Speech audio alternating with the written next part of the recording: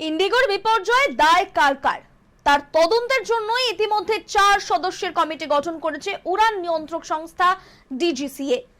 কেন্দ্রীয় অসামরিক বিমান পরিবহন মন্ত্রী রামমোহন নাইডু এই বিপর্যয়ে কঠোর পদক্ষেপের কথা জানিয়েছিলেন।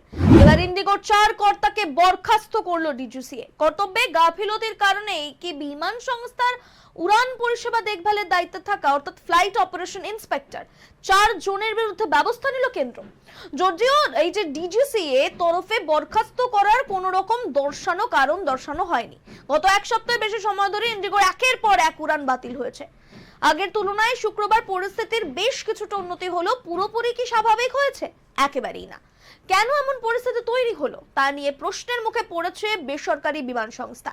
এই সংকটে কেন্দ্রীয় সরকারের ভূমিকা নিয়েও প্রশ্ন তুলছে আদালত। কেন্দ্রের তরফে আদালতে জানানো হয়েছে তারা এই বিপর্যয়ের মূল কারণ খুঁজে বের করবে এবং সেটারই চেষ্টা করা হচ্ছে। কি কি পদক্ষেপ করা হয়েছে তা বিস্তারিত জানিয়েছে কেন্দ্র। কেন্দ্রীয় বিমানমন্ত্রী স্পষ্ট জানিয়েছেন, যারা এই বিপর্যয়ের নেপথ্যে রয়েছে, যারা এই বিপর্যয়ের জন্য দায়ী, তাদের কাউকে রেয়াত করা হবে না। প্রয়োজনে ইন্ডিগো সিইও পিটার এলবার্সকেও বরখাস্ত করা হতে পারে। তদন্তের স্বার্থে পিটারকে বুধবারই নোটিশ পাঠিয়ে কমিটির সামনে হাজিরা দেওয়ার নির্দেশ দেওয়া হয়। সেই নির্দেশ মতো বৃহস্পতিবার তিনি হাজিরা দেন। তার কাছে সাম্প্রতিক অব্যবস্থার জন্য পুঙ্খানুপুঙ্খ তথ্য সমৃদ্ধ রিপোর্ট চাওয়া হয়েছে। সূত্রের মতে ঘটনা প্রবাহ ছিল যে তাদের ইচ্ছাকৃত ছিল না, কার্যত তারই প্রমাণ দেওয়ার বর্তেছে সিইওর উপরে। এবার শুক্রবারও তাকে হাজিরা দেওয়ার নির্দেশ দেওয়া হয়েছে। তবে তার আগে ইন্ডিগোর বিমান পরিচালনা তদারকির দায়িত্বে থাকা 4 কর্তাকে বরখাস্ত করলো ডিজিসিএ।